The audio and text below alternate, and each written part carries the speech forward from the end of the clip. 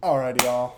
Welcome to the first episode of Full Contact, a sports podcast. I'm your host, Dimitri, kind of a host. We just all talk and we see. I'm just going to make sure we get everything done. But I played a little bit of college golf, loved football, played it my whole life growing up, and I am a Houston fan through and through. Pick any sport, it's going to be Houston related. I'm going to pass it off to my boy, Adam Hodge. I'm Adam, and I'm a former athlete and longtime sports enthusiast, and I'm a Houston boy as well. So anything Houston sports, Rock, Texans, Astros, that's right up my alley. I'm gonna go ahead and pass it to the right, Jake. Yeah, my name's Jake, and I'm gonna be bringing you anything Kansas City bias. My family grew up in Kansas City, and yeah, you'll hear it from me. My name is Michael. You can call me Mike or Otter. And I used to play soccer, but I don't watch anything about it. I love the Rockets. I can talk about the Rockets all day, and I'm going to love to talk about them on this pod. Love the NFL, the Saints. Love to see what Derek Carr is going to bring down there. And let's go ahead and get started. Alrighty, well, I love that you talked about the Saints and just getting right into the NFL because we're going to go dip our toes a little bit into the NFL draft. What are some of the key takeaways that we got from the NFL draft? It was a few weeks ago, and we've had time for training camp to pass by and a lot of great things from all these amazing young players and these media people gassing them up. What are we thinking? Because I'll be honest, outside of the Texans, that exciting move from 12 to 3, getting Will Anderson, love the move for the Texans as a whole, but is there any other things that speak out to you that you've seen? You're like, I loved it.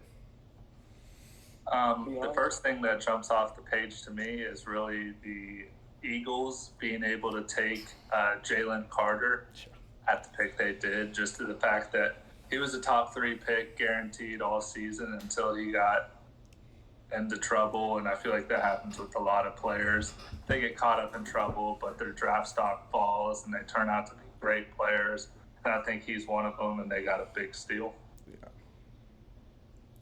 That to me is going to be so huge. Dude, Jalen Carter, real life. You give up, how old is he? 20? 21? You give that man several hundreds of thousands of dollars and just say, all right, don't be dumb. You're going to have like 5-10% of them that are going to do something stupid. And he's a great athlete. Great athlete. Yeah, that's a good point. They got a good one. My biggest comment is on Bryce Young. I don't think that he should have gone first at all. I think C.J. Stroud was the lock away first. I think that, I mean, if you're going to compare his size, there's nobody that's going to be like 5'9" besides Drew Brees that's going to be carrying.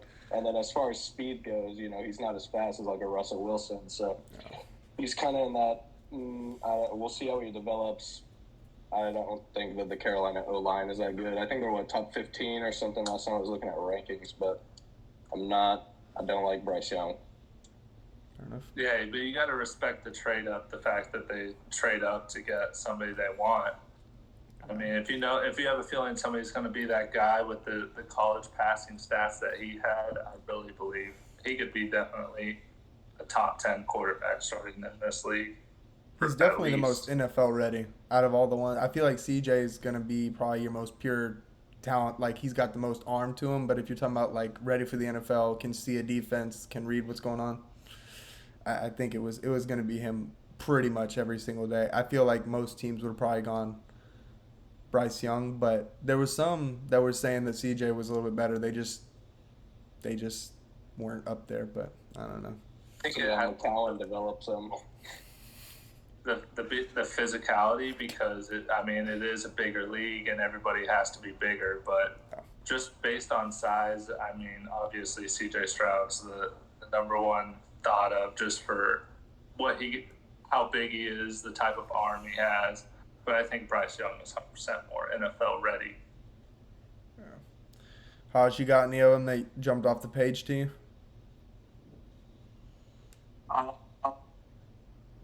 I mean, not anything in particular. I do think Bijan Robinson's going to be a big pick for the Falcons. I mean, this is a guy, when he was playing at Texas last year, was putting up,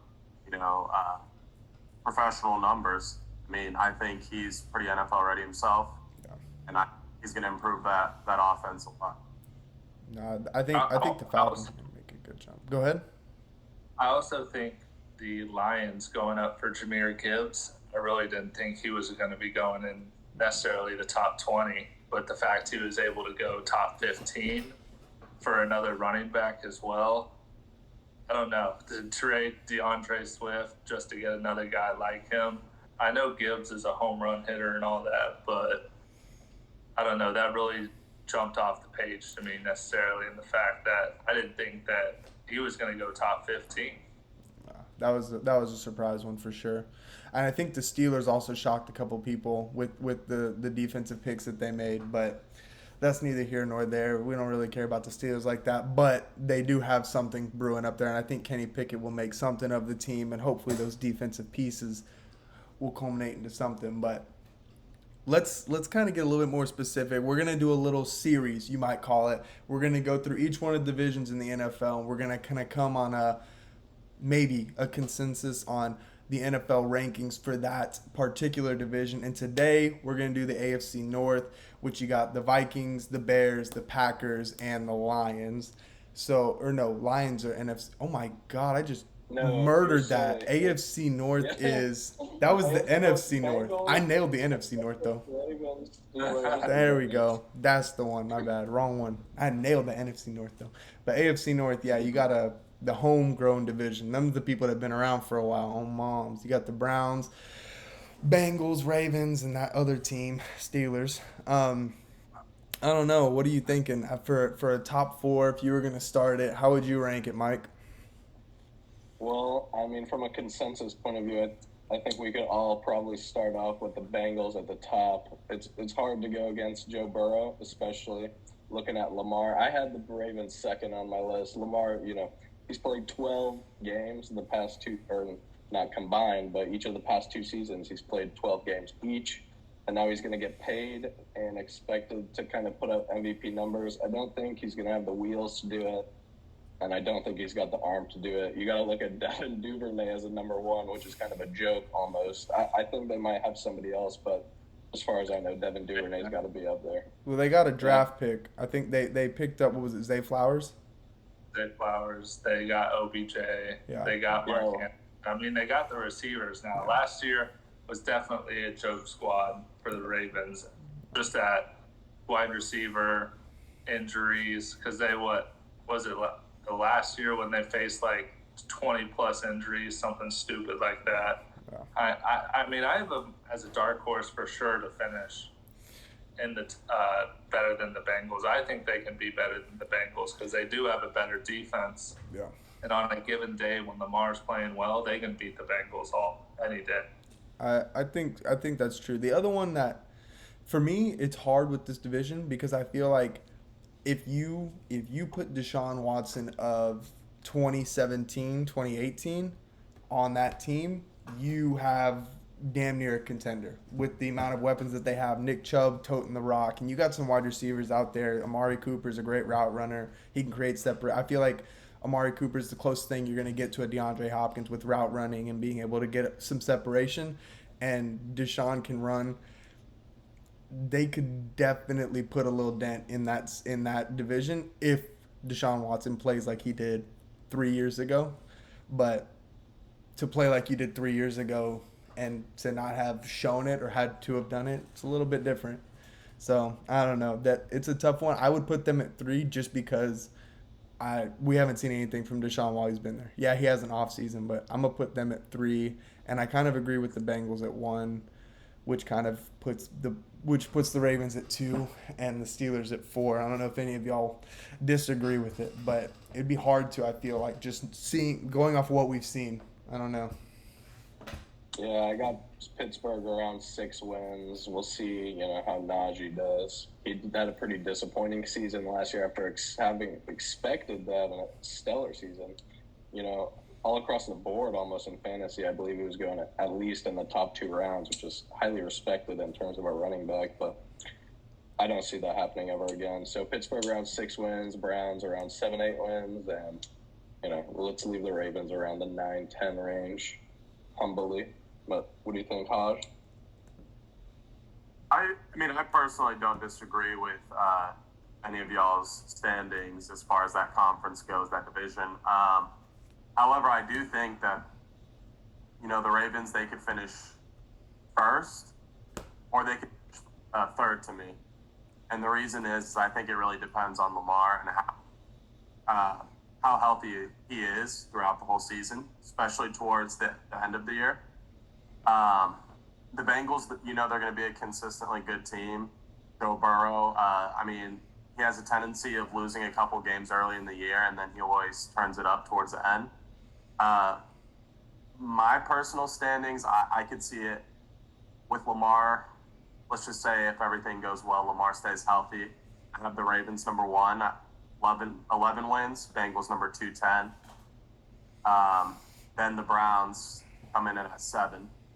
And then the Steelers at 5, honestly, because I just don't think that they're ready. I think they have a lot of things that they need to develop, a lot of players. Yeah. I don't think Mike Tomlin will let him get 5 wins. I think I don't remember what the stat was, but doesn't Mike Tomlin have 8 wins every single season since he started coaching? Isn't it something like that? Last season was the last time I was missing the playoffs. He hasn't finished below 500. Yeah, I think it's something like that. So, with Mike Tomlin at the helm and you've got a quarterback coming into year 2, I feel like I could definitely see them taking a spot over the Browns. I feel like there's going to be a lot of splits in the series. Like, I feel like teams are going to play each other twice, and they're going to walk away with a lot of 1-1s. I don't feel like there's going to be many clean sweeps in the division just because being home and away matters so much in that division. But, all right, so it doesn't sound like we have a consensus too much, but I feel like it goes Ravens, Bengals, Browns, Steelers. And then if there's some mix-up in there, you could see, depending on health, if everything's healthy, right, we have a couple of tiers. But there can always be some shaken up stuff. And if Deshaun Watson decides to be amazing, then he could arguably be the best quarterback in that division. So, but all right, NFL draft covered, a little bit of the AFC North talked about. We're going to hop into the NBA draft because I know Mike's been licking them chops. And I'm just going to go ahead and I'm going to let you talk a little bit about the draft, and then we'll go from there. All right, well, sure thing. Let me go ahead here. So, first off, the first person that I'd like to touch on is Derek Lively Jr. There's a big gaping hole in that Mavericks D, so them trading up to go ahead and get Lively, that's a huge thing. Even if he's staying behind Rashawn Holmes, at least you have another rim protector there, even though, he's a little skinny. He's going to have to bulk up a little. Same thing as Victor, no difference. But they're going to cover a huge problem that they had, which is no paint protection and a lack of defense. And, overall it is fantastic. And then as well, the only other thing that I would say is I have a lot of doubts in the Thompson brothers.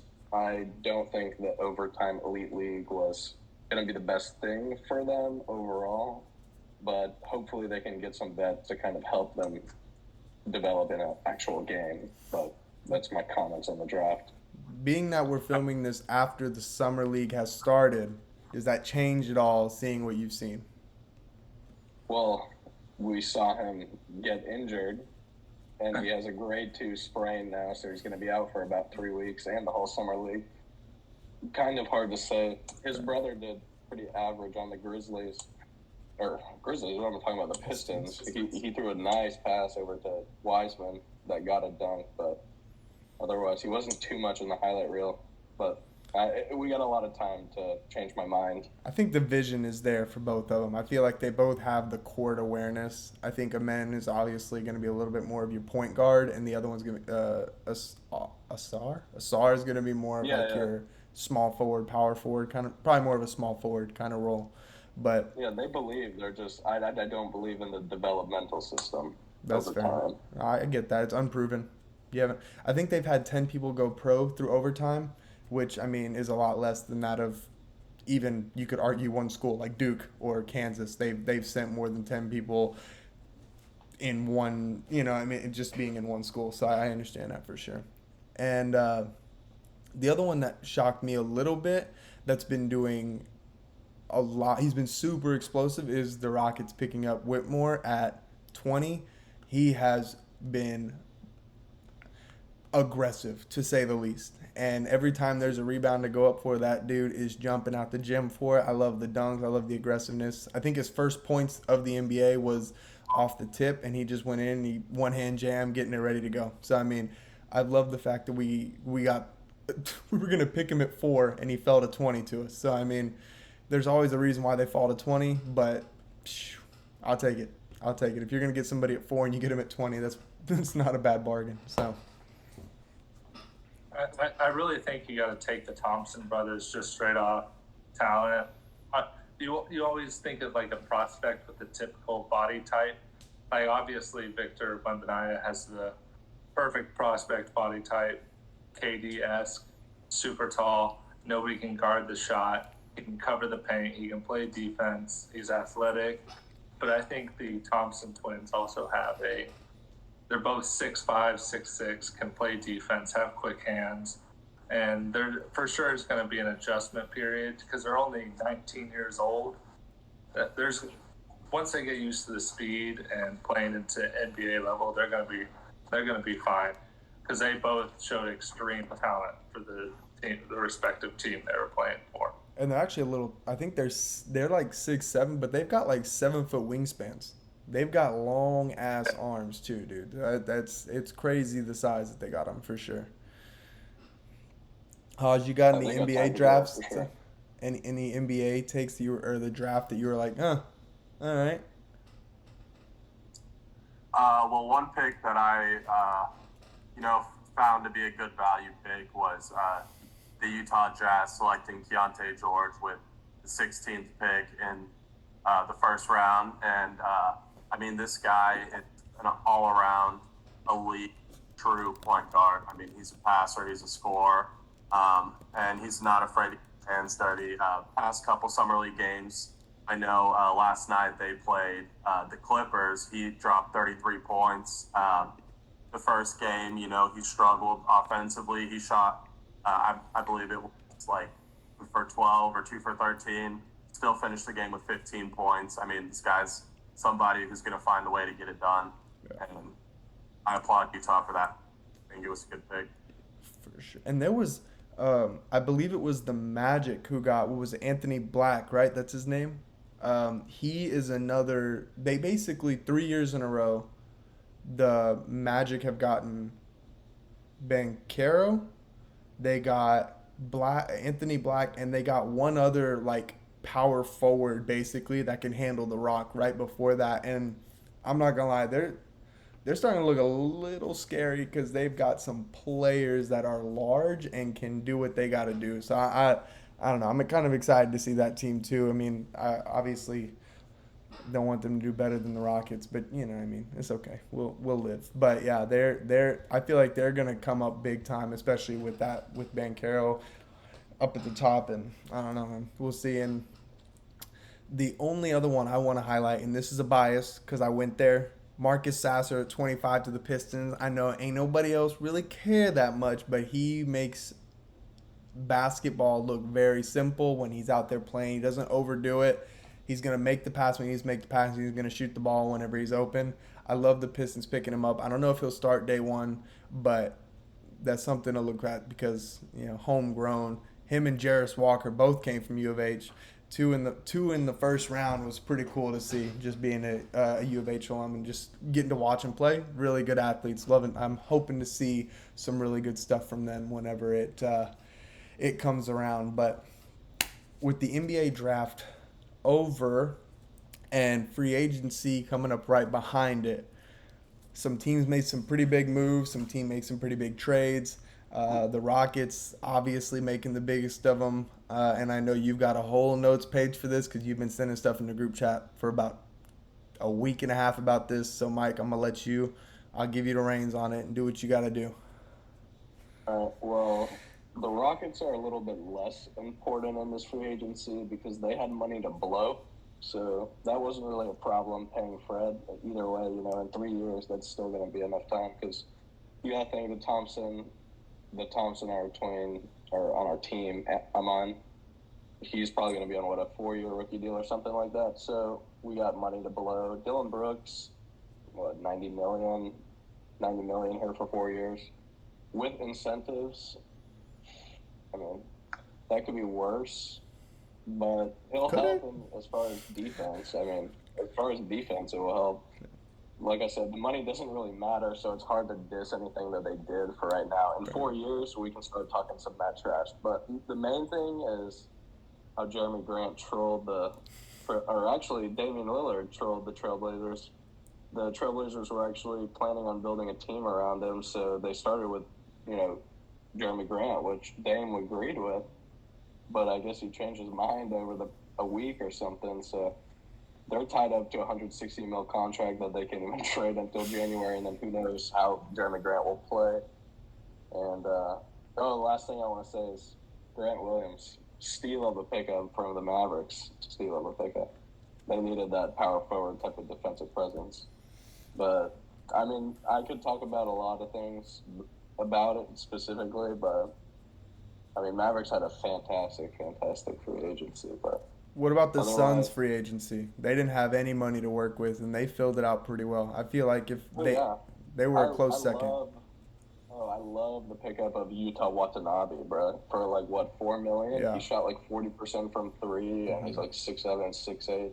He's such a slept on, and he's what, Japanese? I'm pretty sure one of the only Japanese people in the league. He's solid. If I'm not mistaken, excuse me if I am, but he is a very good shooter. Otherwise, nothing else. Anthony Edwards bodies the shit out of him. But I do really like that pickup. I still think they're a little light. I mean, we'll see. They got only shooters, so they got to commit on defense. But so, see what KD does. You know what I mean? I'm trying to think of another team that had some pretty big pickups during this time. It was the Lakers. The Lakers had a lot of fantastic pickups. Yeah, the Lakers re-signed D'Lo, but D'Lo's going back to the bench though because they got Gabe Vincent that can come in to Yeah. play long minutes down the stretch. you think they're actually going to end up? Do you think Dame is actually going to end up going to Miami? There's a topic there. No, absolutely not. They got nothing to trade. If they don't want to give Tyler Hero, there's nothing else of value. Well, yeah, because the Trailblazers don't like him. They don't even like Tyler Hero. It's gonna be a 4 or 5 team trade. I know they got Brooklyn involved. They might have Atlanta involved. They got the Heat involved. I mean, the thing is, too, is if the Heat give up so many first-round picks, there's not a guarantee they're even going to win the chip with Dame because they just lost all their support players because they all just got paid fat. And Dame's getting old. Was he Dame's 32? old, but he hasn't. He technically had his best season, but there's nobody on his team. I mean, he hasn't played a full season without injuries in a minute. It's a bit of a risk, especially for all that they're giving up, especially the future, because Jimmy Butler, I mean, he's in his prime right now, and he definitely looks like he can win. I think Bam's been getting better every year. I think he got a lot better in the playoffs as he played on. But I don't know. I don't see this team being better than the Nuggets. I don't think they should have beat the Bucks. I don't think they should have beat the Celtics at all. The Celtics most definitely should have won that series if they bothered to try. I think the 76ers could have beat them. I think even if they added Dame, there's still 4 teams that could definitely beat them. Yeah. No, I think that's fair. Giannis for is sure. playing hurt too.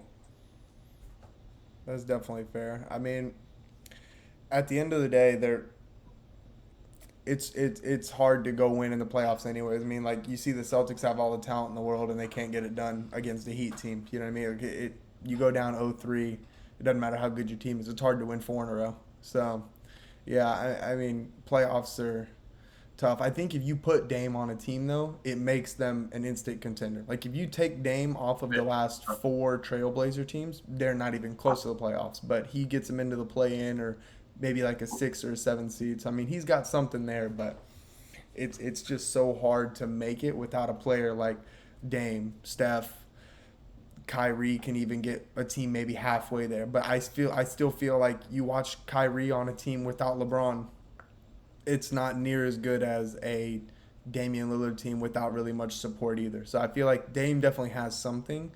and he's definitely could turn a team around. I feel like you brought up Brooklyn. There's a good chance I feel like he ends up in Brooklyn with the Mikal Bridges and a lot of draft capital to come with it. Brooklyn's got a lot of talent too. I mean, a lot of picks that they just got from trading away Kevin Durant, didn't they? They got like 3 or 4 picks from that. Yeah, he's got to be okay playing with Cameron Johnson too. He took up like $100 million or I think $120 million for 4 years. Yeah, so Mikal's going to be on a max. I feel like that wouldn't be a bad spot, and that instantly makes them a playoff team. I don't know exactly who they would replace, but I could see a lot of teams having a lot harder time guarding that with Dame there. I feel like there's just a lot of talent with it. But is there any other big free agency pickups that happened in the recent weeks? I'm trying to think off the top of my head. In the recent weeks, the biggest one.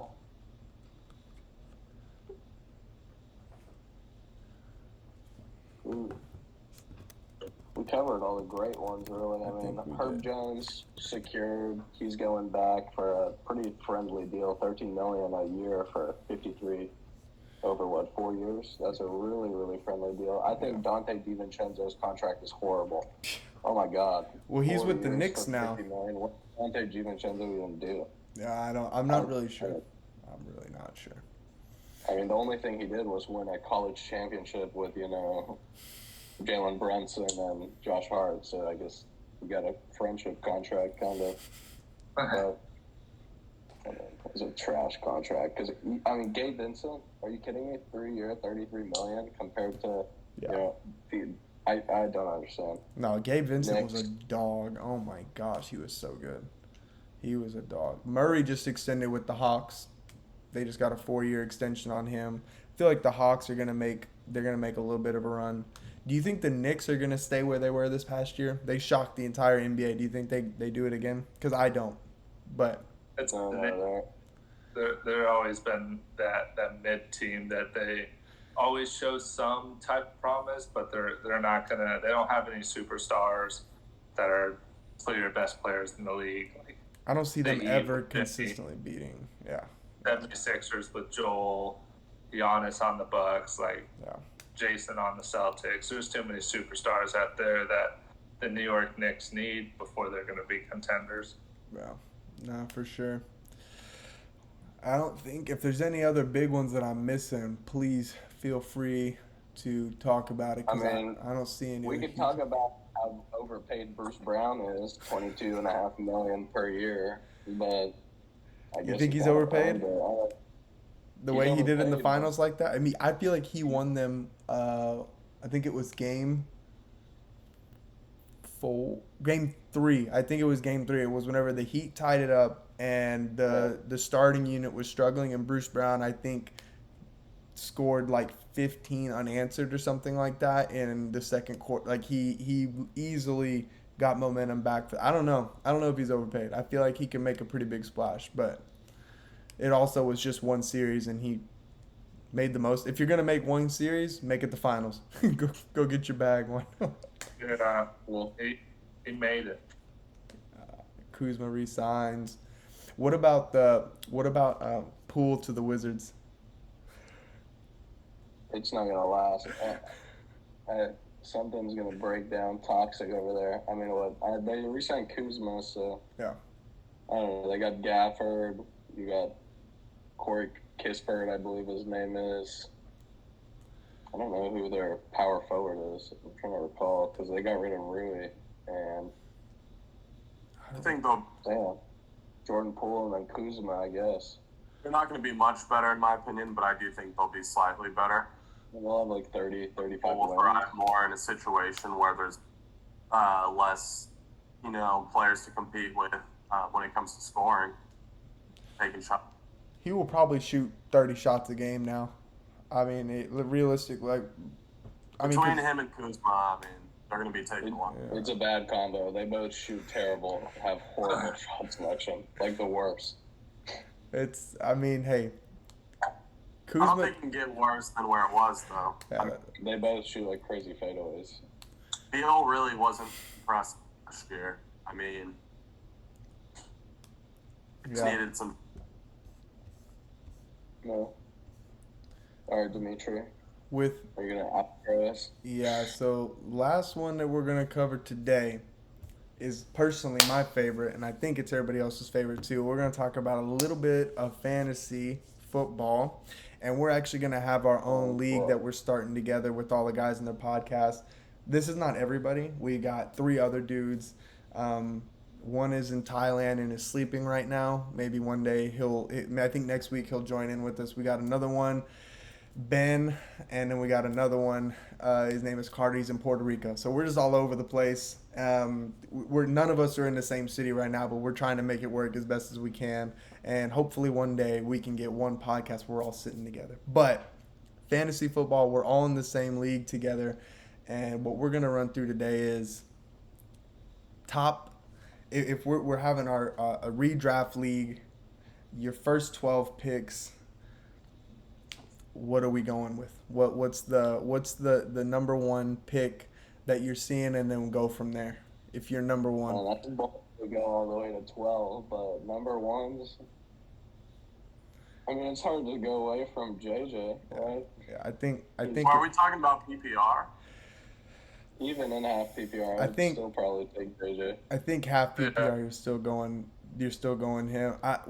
Let's just for the sake of the art, we'll do half PPR if it like that, because I think we might end up doing our last year we did PPR. We're thinking we might do half PPR. I don't know yet, but we'll see. But half PPR just for the sake of this conversation. I feel like JJ's the unanimous one. If you go any other way, might be Jamar. I've seen a lot of Jamar taken number one overall just because a lot of people like to stack him with Joe Burrow, and Joe Burrow's he's usually around late 3rd round, so you can usually get a good stack there. But I'm personally, if I'm number 101, it's JJ for sure. I think with the loss of Dalvin Cook and Adam Thielen too, Yeah.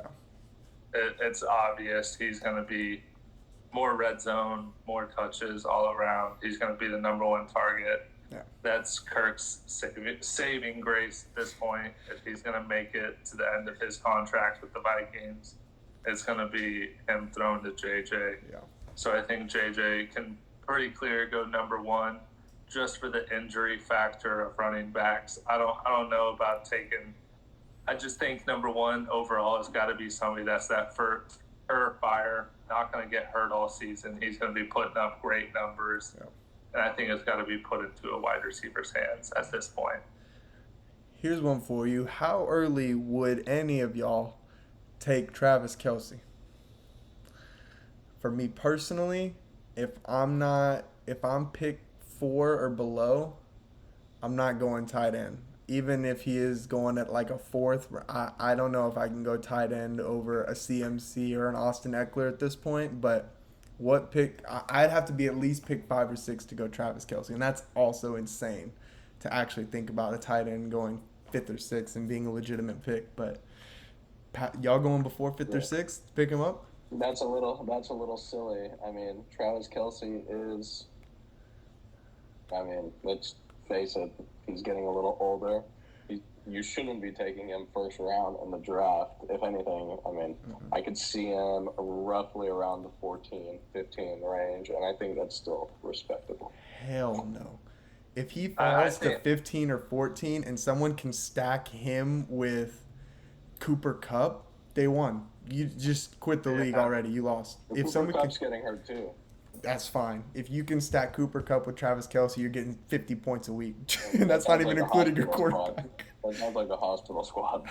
I don't know. I mean, you got to take it per points per position wise. And Travis Kelce is probably going to be at least 5 points higher than the next closest tight end at Probably more. per week basis. He's going to be at least a 5-point difference between the next best player. I think it makes all perfect. It would be more than perfectly fine to take Travis Kelce within top 6. I couldn't see him going within top 2 or 3 because I see that being like JJ. You're definitely going CMC after that, and then really Jamal. back to Devontae Adams, Tyreek Hill, Jamar Chase. Yeah. some secure wide receiver that you know is going to go get you 100 yards per week. Would you pick a Hill over a Tyreek Hill over Travis Kelce? Right now, yeah, just because he's going to be securing you at least 15, 20 points per game as a tight end, which no other tight end in the league could you say they're going to get me over 10 points. So you'd pick Travis Kelce over Hill in the draft? Yeah, just because you can go get another wide receiver that can go get you 15 to 20 per week. Yeah. And obviously Tyreek Hill can get you more than that. But when you draft Travis Kelce, that's, you know, you have an advantage. You know their player is not going to go get 20 points per week. Yeah. And that's the same with JJ going number one overall, because you know another wide receiver like whatever is not going to go get you a 30-point game on a weekly basis or whatever. So I think you got to take the upside overall and the point differential, because it'll be so much bigger than the next tight end that it's just you're taking wins. You got to take a win in something. For sure, for sure. And I agree with what you said, Jake, with the marginal difference positionally. That is something that you really have to look at. And one thing that does make a guy like Travis Kelce more valuable to me than a guy like Tyreek Hill is, it's literally just the fact that he's playing that tight end position. And there's, maybe only 6 or 7 guys every year who average 10 plus points at that tight end position. Travis Kelce last year was averaging 20. So, that is a big difference compared to, Tyreek Hill may go out and get 25 on average for a wide receiver in a PPR league, but you can go get a guy like Chris Olave, and he's going to average 15, and maybe even more this year. So, no, for sure. Look, all right, I'll be honest. All right, this is me coming clean. Last year, I took Mark Andrews, a pick before Travis Kelce was picked, and I still won the league. Relax. But if I had picked Travis Kelce, oh my God, my team would have been different. So I think this year, being that Travis Kelce is so heavily the clear best quarterback in the game too, like exactly. you gotta always take offenses into consideration as well. Yeah. What's the quarterback behind the ball? No, for sure. How many points are they going to be scoring per game? For the Kansas City Chiefs, they're scoring 30 points plus a game. So you could almost say Travis is going to score a touchdown a week.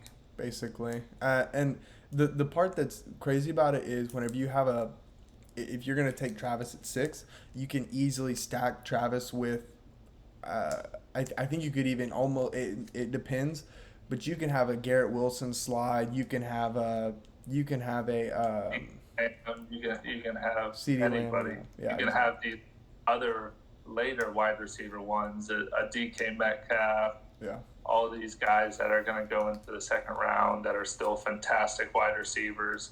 And I think having a clear-cut best in position, I think, is the most important thing when thinking about fantasy drafts. Yeah, for sure. What about quarterbacks?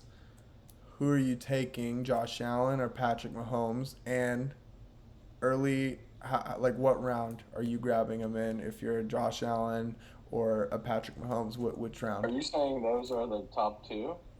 I'm absolutely saying those are the top 2. Do you have another person you'd like to throw in there? Jalen Hurts? Yeah, I think that's a third. Jalen Hurts? Quarterbacks are going to slide back this year. I think it's a solid third. I think running for quarterbacks is, for a little bit, for the past few years, I feel like the league has definitely been a very pass-heavy quarterback style. And I think with all these, you got your Anthony Richardsons, Jalen Hurts, Justin Fields, except Jalen, all these people that Lamar. come to football, I think it's going to be taking a bit less away. And I think I would be comfortable going and getting a Jalen Hurts or Lamar Jackson in the 5th, Justin Fields in the 5th, 6th, 7th round versus trying to force a quarterback at the 3rd round. Well, let me ask you this: your first pick is you're at the 101, and you don't get to pick until 212, right? So you have Justin Jefferson. Let's say on the 212 pick, you're getting a wide receiver. I don't know who's falling there. Maybe, I think like a CD Lamb is going late second. I could be wrong. But if you're getting a wide receiver, No. JJ, maybe even a running back if one of them falls, you might have Tony Pollard. I think goes at the end of the second sometimes. But if you stack JJ with Patrick Mahomes, you're gonna get. Pollard's got going first round this year. I don't think he'll go first. If he goes first, No. I mean it's Like, possible. He's Pollard's gonna. going first round this year. You absolutely. Hey, well, wild. all right. Hey, fuck all the rest of it. He's telling us he's picking Pollard. If he's not pick, he's going That's Pollard. what goes past. If that goes, Are you taking goes Pollard past over top Bijan six, Robinson? Are you taking him over Bijan? If. yeah. Ooh. Yeah. Offensive. But you're not taking. I can't even think of that dude's name who plays for the Falcons. Desmond Ryder. You're really gonna look at Desmond Yeah, Ryder? he is trash. But you're not taking him over Derrick Henry. Pollard? Yes, I am. Ugh. Over what? What? Hey, at least we know where he's at with it. Hey, don't even worry about it. The Titans have one of the worst offenses.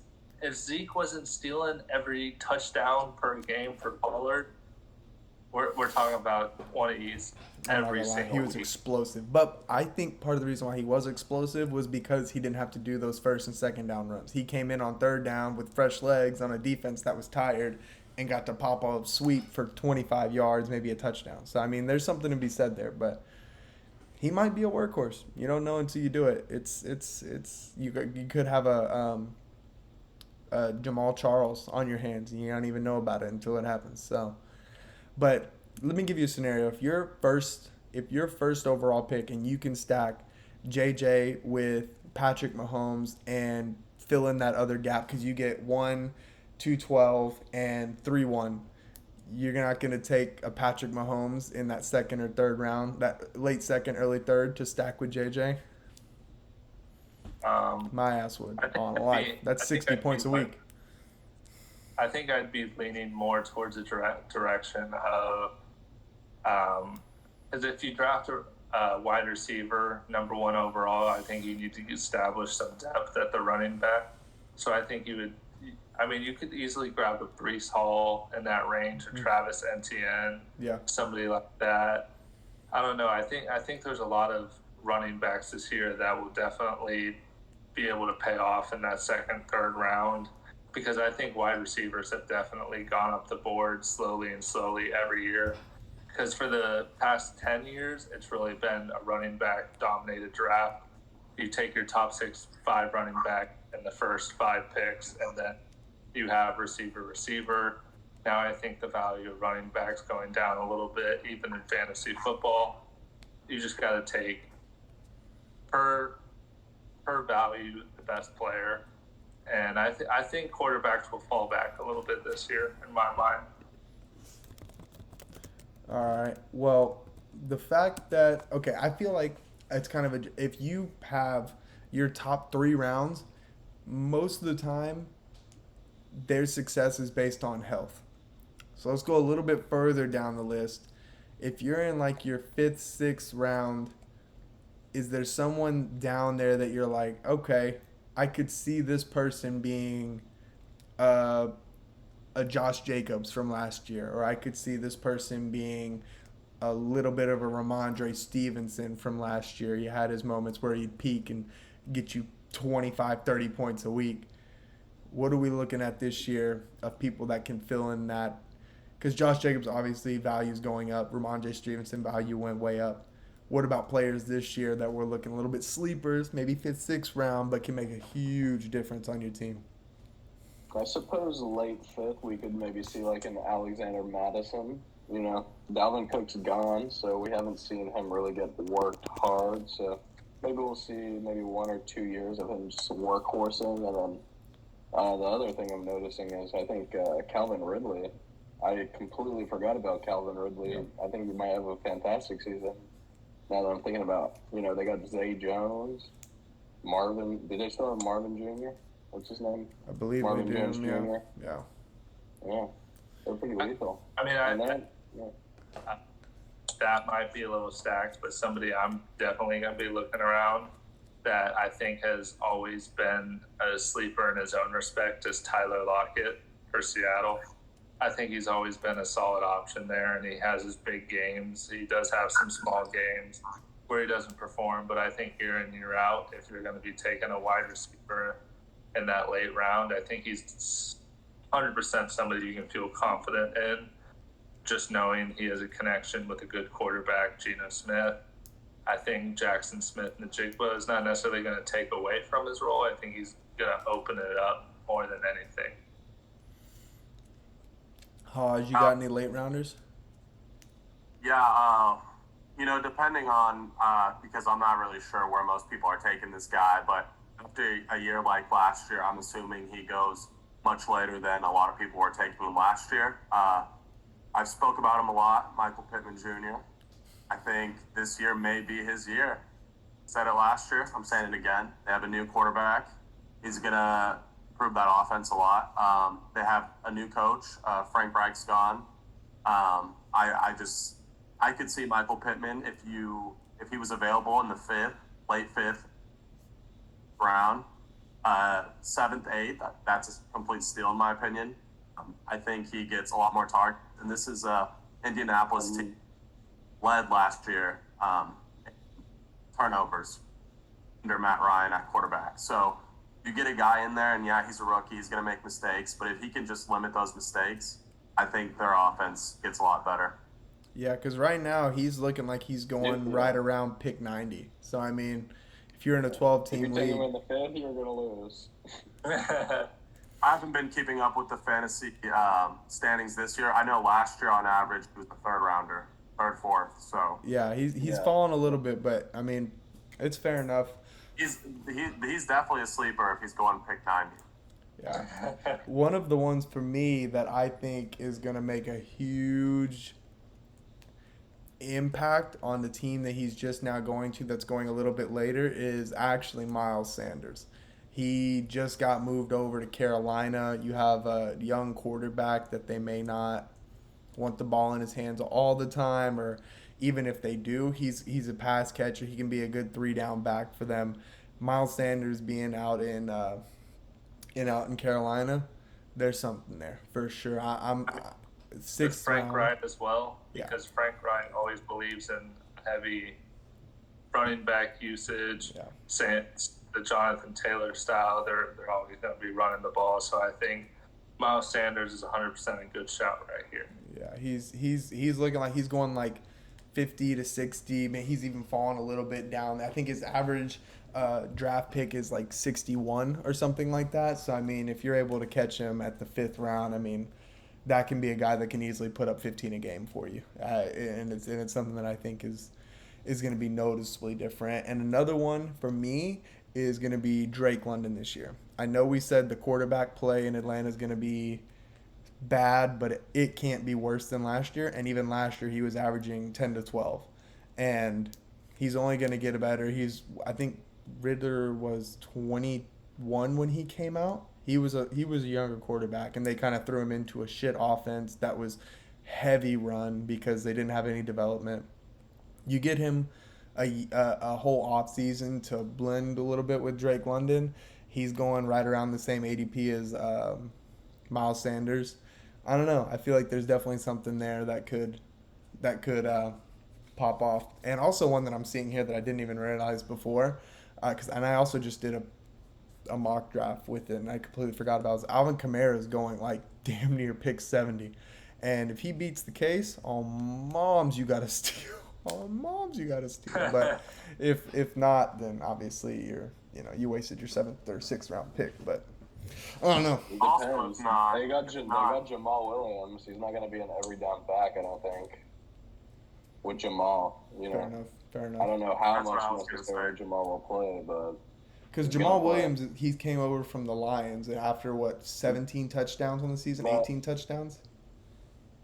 well, Something like that. Ridiculous. He beat Barry Sanders' record. Not that he rushed like Barry Sanders, but he got all the goal line touches. So I mean, Yeah, he did get all the goal line touches, which, I mean, Alvin Kamara is going to be a 1 and 2 down back probably still, but I don't know, dude. you know, He 3 could and 4, easily that's still Jamal be. Williams thing. That's true. I feel like he could easily be. I think they brought Jamal Williams in case Alvin Kamara doesn't Mark make it Ingram through role. this season. He's just in the Mark Ingram role, just a power back. Yeah. Yeah, I think it's going to be a real split usage. I can see Kamara getting 3+ receptions per game, Yeah. which he's going to have his up games where he gets 6 or 7 receptions, and he's also going to have a down game where he gets 1 to 2. A lot more Jamal Williams usage if they're changing the game plan. It really depends. I think it'll be a week-to-week basis on whether Kamara has good games or shit games. Yeah. I don't think he's in every. I definitely think you can find running backs that are going to be better than he is going to be, especially just on the role that they're going to have on their team. But I don't know, man. There's going to be a lot of really good running backs out there. I'm kind of looking at some mock drafts that have happened, and yeah, there's a lot of good running backs out there. Ramondre Stevenson, Kenneth Walker, Pollard, Najee Harris might do something. Miles Sanders, David Montgomery's ass, but this guy Mike loves him, dude. Oh my god, I've never He seen did something. fantastic for me last year. He did fantastic. David No, he Montgomery doesn't didn't. let down. No, he did not do fantastic. When you play him against bad teams, he'll get like 30. Fair enough. He's good. But if anybody else has got a hot take that we're talking, because I'm looking down here at like pick 100, and I'm seeing some names down here. Devin Singletary for Houston. That's only going to be good if Damian Pierce goes. But I don't even think the rushing attack for the Texans is going to be. I think there's a lot of handcuffs. There's a lot of handcuffs for running backs. I'm gonna say right now one of the biggest busts of the year is going to be Damian Pierce, just because people think he's going to be so good. I think if he was properly valued, if he was going at like maybe round 6 or 7, I think he'd be a little bit better. But Damian Pierce is going damn near like round 3 and 4, and I just don't see that value in him this year. I just don't think the offense is going to be all the way there. But he runs like he's got a foot in his ass all my life. He is angry all the time. So if somebody's going to score, if somebody's going to get an extra 5 yards out of a play, it's going to be him. But I don't know, man. I just feel like that's going to be bust. We forgot Derek, but that's, yeah. Nah, Derek's just big. He ain't even mad. He's just there. Yeah, I mean, if you just get close to him, he throws you 5 yards. That's not even because he's mad. It's just because he can. He's too big. It's just because he can, dude. 6'3", 250, pure muscle. He looks like a wall. Yeah, no, I don't know.